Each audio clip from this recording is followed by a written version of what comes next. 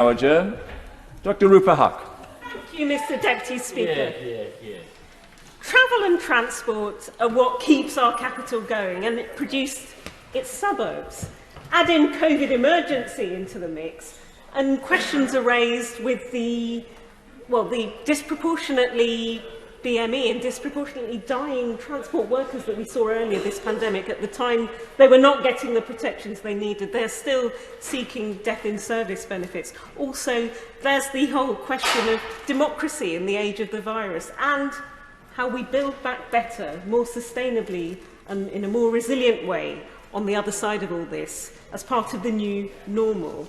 Happily, some of the issues I thought we'd be addressing tonight when this debate was granted have been overtaken by events. So thanks to the TfL bailout at the weekend, there will be no extension of the congestion charge. Phew.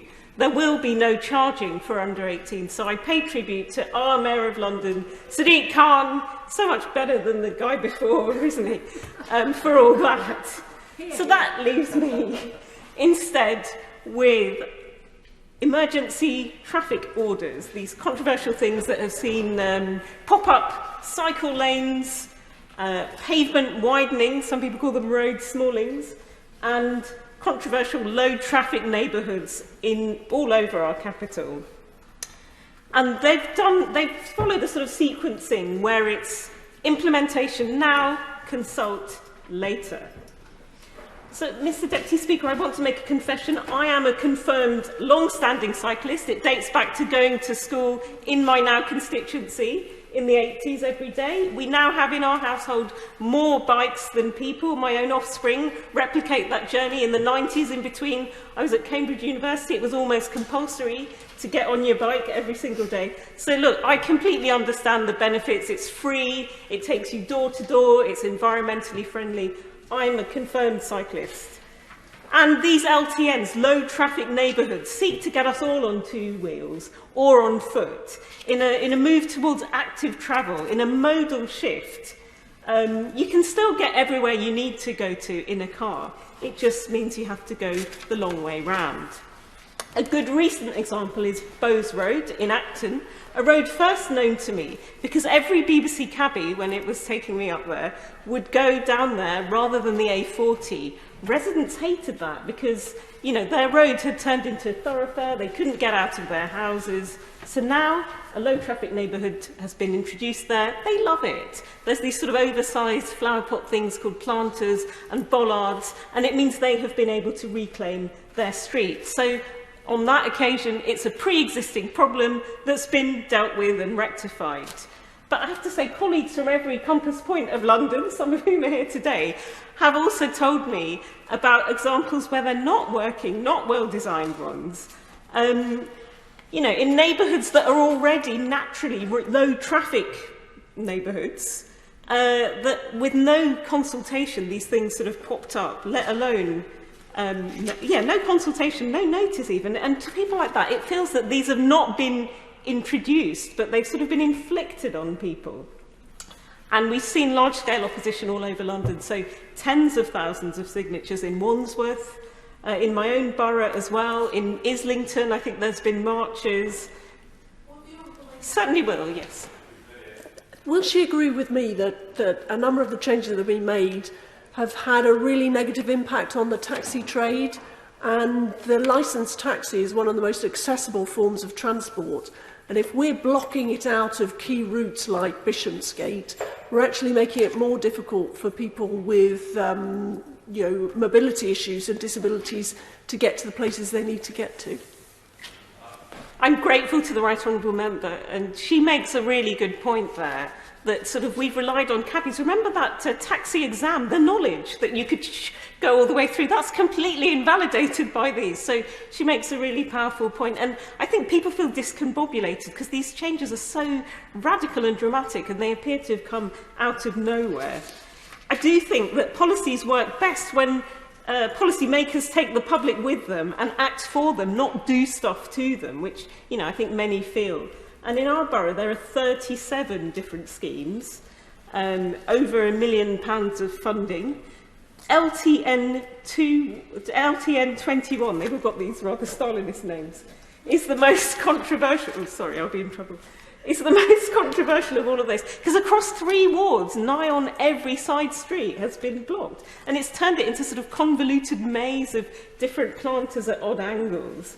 And delivery vans, you know, those commercial trade, as the Right Honourable Lady referred to, delivery vans are more and more prevalent in the pandemic. You know, they're completely outfoxed with these. And when news of this debate broke on a local forum, hundreds of replies, they're going up by the minute, came in of things that I should raise. So I'm going to try and give voice to some of those. Yes, I will. Yeah.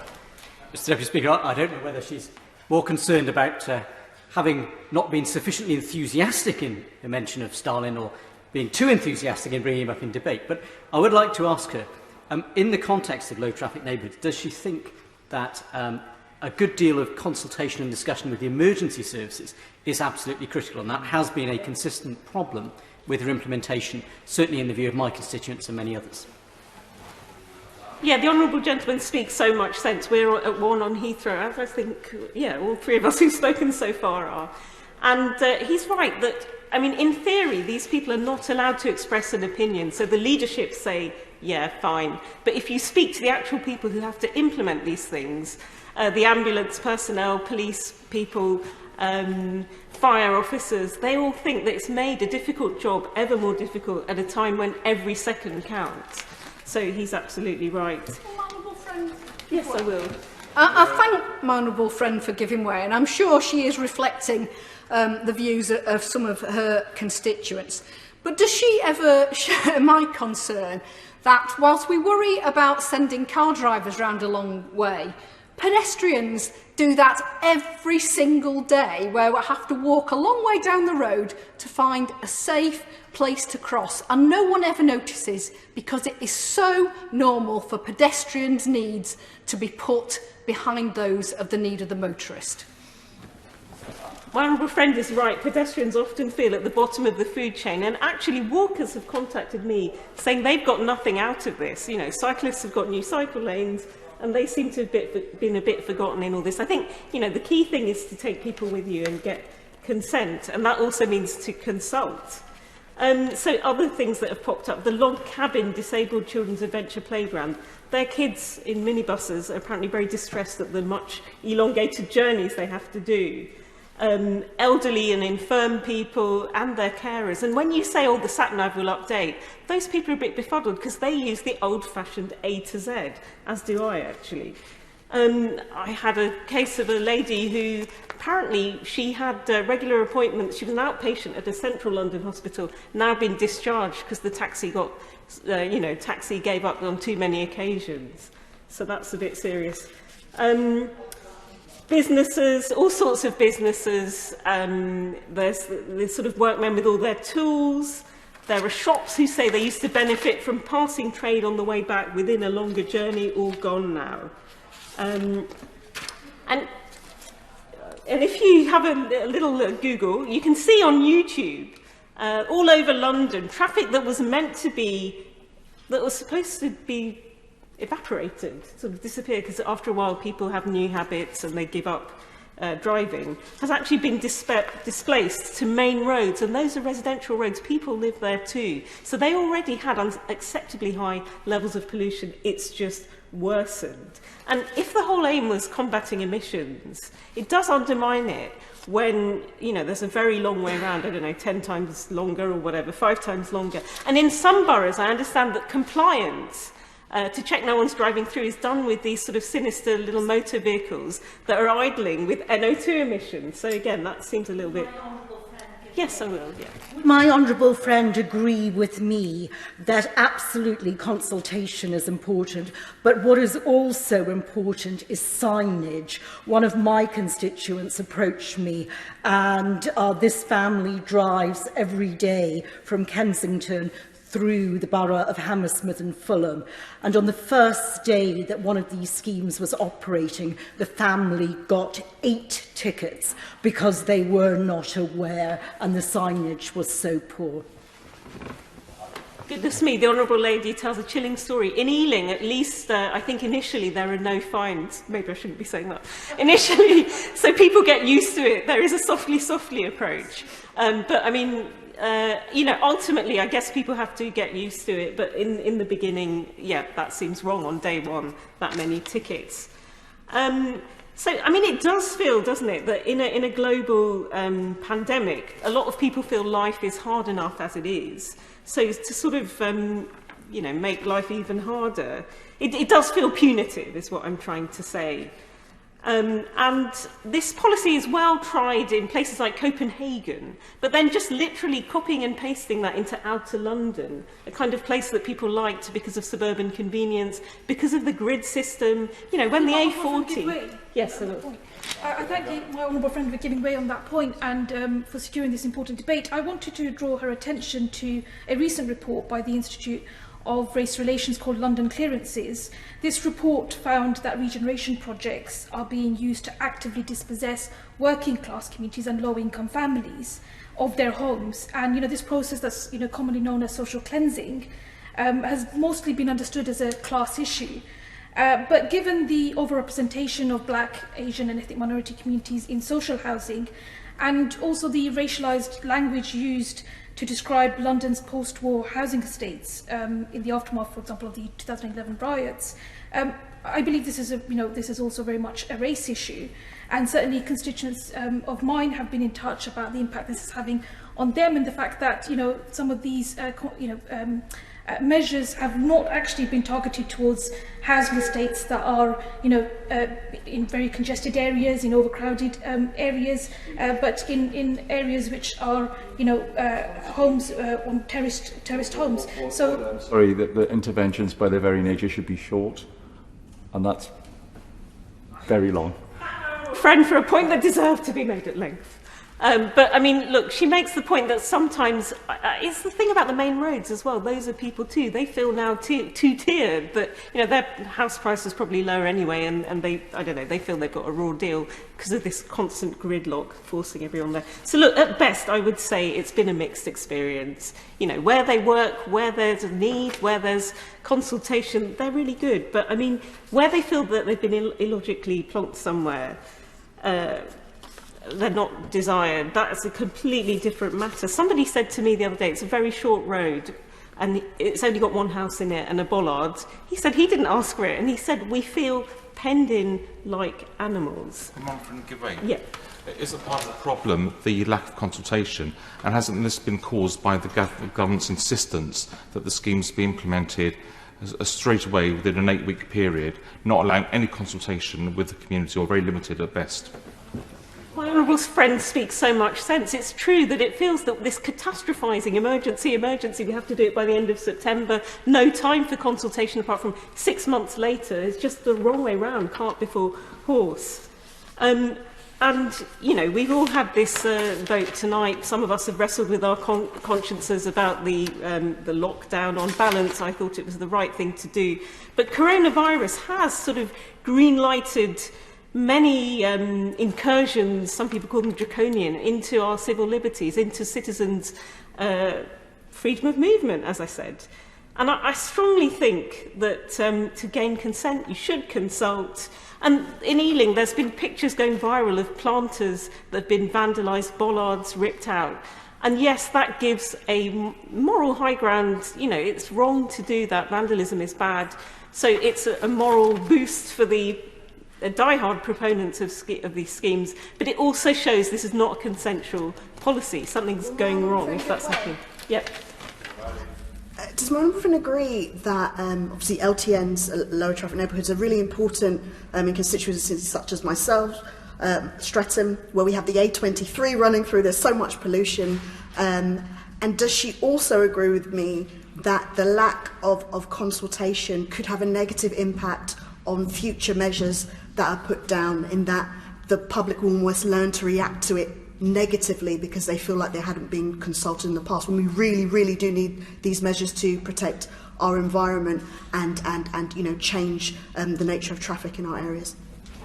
I completely agree. We have a climate emergency, we have our net zero obligations, we have an obesity crisis, but doing this without a consultation has just got people's backs up. And it sometimes feels that these things have been formulated not by anyone who cycles or understands local traffic flows, but just in order to satisfy criteria for a budget where there's money available and time is running out. Yeah. Mr Deputy Speaker, would the honourable member agree with me that if there are to be low traffic neighbourhoods, and sometimes like in constituencies like mine in central London, they can be important for air quality, but there's one council currently going through a consultation in the Hyde Park estate, and residents are very concerned because they welcome the ending of rat running, but they feel they haven't been listened to and that they have their own ideas and they want to work in partnership with the council to make it work. Would you agree that working in partnership with residents is the way forward for local authorities? And former council leader for where we are now, I believe, speaks with authority and passion and makes total sense on this, that we need a collaboration between residents, stakeholders, businesses, all the different actors in this, which sometimes feels like it hasn't happened. So I know the Minister is a reasonable person, and I have some questions for her, and she's not the type who's going to blame it all on Sadiq Khan like some people would. I know that. So, just on the matter of... sorry. Just on the matter of Sadiq Khan, would my own friend agree that he should be congratulated for seeing off the government's plans to extend the congestion charge zone and begin charging under 18s for travel? Of course, I agree with her. It would have charged people to go from Ealing to Acton and possibly the A23, which goes to Brighton, maybe in the end somewhere. So yes, good that that has gone. And congratulations to the Minister too, if she was involved in that. So my questions for her. We're told that local authorities are the final arbiters, but there is so much mistrust around this. Is there any kind of mechanism so it doesn't look like, you know, people are marking their own homework? You know, would she be able to swoop in or someone? There was the letter that the Secretary of State wrote to councils that sort of said that they should have had prior pre-implementation consultation and they should sort of respect all road users. How is that wish going to be operationalised, especially in places where the consultation is after 6 months? You know, surely there is some scope for some sort of review in between if things aren't working. I do know that in Wandsworth and I think Redbridge, there's been reversals wholesale in Wandsworth, partial in Redbridge and Harrow. So could she give some guidance on that? Because some councils, I think, are getting a bit entrenched and they're not for turning in any modification way. And in the final reckoning, does she think a referendum might be a way forward? This has been divisive in the way Brexit was. Sorry to bring that up, Mr Deputy Speaker, but it coloured all our lives for so many years and it's not gone away. So a referendum, I feel, would be a completely equitable way of doing this, because at the moment, if it's a consultation tool on a council website, only if you've got the right level of literacy and technology and energy to go through with it, could that count? Whereas, as I say, these elderly and infirm, if you just put the thing yes with modifications if need be, then if yes wins, the modifications can be worked out. No, if you want the thing removed. Will my honourable friend agree? Yep. I will be very brief this time. Does my honourable friend agree with me that in addition to consultation, there needs to be due consideration given to equalities impact assessments and really determining the socio-economic impact of LTNs? My honourable friend has read my mind. So there have been impact assessments missing in all this. There's been no baseline data or traffic survey. So it would be good to have a clear sort of points of measurement. Did it work? How is this going to be measured? And just I've got some suggestions for her that she could also use, rather than this big bang, all the LTNs at once approach, other ways to discourage car use. So dedicated segregating cycle lanes on main roads, rather than closing every side road, I would like to see those, not the bollarded ones, because I feel kettled in those and you can't overtake or be overtaken. So more of those, please. Can she address cycle theft, cycle storage, even bike grants? Not everyone has got bikes in the ratio of the Huck household, so could she help out there maybe? More demand responsive buses, incentivising things like lift sharing. On the other side of this, post-pandemic, there will be a thing where we're allowed to be less than 2 metres apart. Maybe even, you know, public transport, make it free, or fare cuts. I know that was a Khan policy as well. More charging points for electric vehicles. People who've bought those recently feel doubly diddled or Tripoli if you count CPZs, but that's probably another debate. The biggest side effect, I would say, of this noble policy, you know, good intentions, carbon emissions, obesity, all that stuff, has been dichotomizing residents into the lycra-clad brigade of cyclists versus the sort of greedy gas guzzler motorists who have their entitled sense of driving around in a metal box, when most of us are both, if not many. We all inhabit complex Venn diagrams. You know, I use the tube every day as well as all that. And, you know, just the other day I was on my bike near one of these bollards. A guy in a sort of transit van type vehicle had to reverse a long way.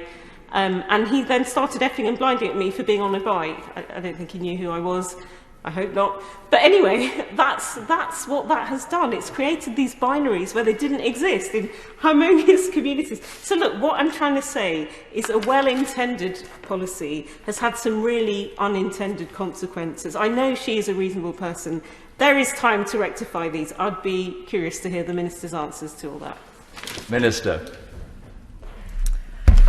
Thank you very much, Mr Deputy Speaker, and it's a pleasure to respond to the debate today. And I congratulate the Honourable Lady for raising this very important subject, which has attracted a wide range of interest from colleagues on all sides of the House. The title of the debate was COVID emergency transport and travel measures in London boroughs, and so it is important that I thank her and welcome her support for the generous support that has been given to the Mayor of London to support Transport for London, thanks to the Conservative government to keep London going throughout the pandemic. And I do want to put on the record that it was certainly not the government's plans to extend the congestion zone. These matters are for the Mayor of London. However, we move on to the subject at hand, at which she has addressed a number of questions to me, and I'm really pleased that she's a keen cyclist, and I think we start from a point of agreement there. So I'm sure that she will welcome the government's record investment into cycling and walking, the biggest ever investment that's made into this, to get people out of cars, to clean up our dirty air and to decarbonise our transport sector. Of course. Mr Deputy Speaker, the Minister makes reference to the need to clean up our dirty air, which many of us regard as a very high priority, particularly here in the capital. Would the Minister agree that it is necessary to look at the enforcement powers that we give to local authorities to make them sufficiently meaningful in the way that I know was envisaged by our local council here under the leadership of the member now for the cities of London and Westminster, to ensure that people who do behave in an antisocial way by idling engines, for example, near schools, receive a penalty commensurate with the damage that they are causing to that local environment and children and other pedestrians who may be nearby? Yes, I absolutely agree with my honourable friend. It is completely right that we focus all our attention as a government on measures to keep our air clean through measures such as he mentions and others as well. So our Active Travel Fund was set up to encourage more active travel, particularly while public transport capacity was constrained. That's why we announced £225 million worth of active travel funding in May. And many of the points that honourable members have raised have been feedback from their constituents, and it is really important that these queries and concerns are raised in this House and that we address them. I want to make it clear that the government published clear guidance setting out what is expected of local authorities in making changes to road layouts to encourage cycling and walking. So low traffic neighbourhoods are a collection of measures, including road closures to motor traffic, designed to remove running traffic which can blight residential roads, and they do deliver a wide range of benefits for local communities. And the government has consistently made clear to local authorities the importance of consulting on these schemes, and that is key to delivering a scheme that works for all. As the Honourable Lady has said, it is about taking those local communities with us. Of course. I want to express, great enthusiasm and support for pro-cycling measures, but I do have real reservations about, for example, a pop-up cycle lane on Park Lane when there's a parallel one going through the park, a pop-up cycle lane on the Euston Road. It seems to me that without actually generating real benefits for cyclists, we're undermining the ability to get around this great city, and London is is such a huge motor of our economy. The last thing we want to do is to damage productivity and connectivity in our capital city at this very difficult time. Yeah. Well, I absolutely agree with the Honourable Lady that the schemes need to be designed with care and with respect to the dynamics of that local area. So local authorities are free to make their own decisions about the streets under their care. It is for them to deliver schemes in line with legislation and good practice, including engagement and consultation, and it would be inappropriate for a government department to intervene in matters of local democratic accountability. So local authorities have always held responsibility for managing their roads. They have the powers, they have the autonomy into how they do so. And central government has no remit or powers to intervene in the delivery of local road schemes. Of course. Thank you. Very interested to hear what the Minister has said about local authorities having the ability and the right to do this. But in the capital, we have red routes, which are managed by TfL under the Mayor.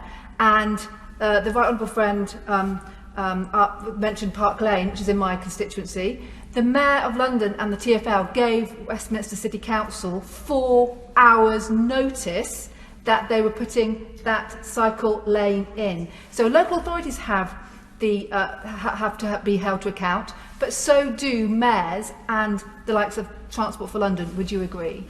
I really agree with my honourable friend. The Mayor of London has considerable powers and influence over the roads in the capital as well.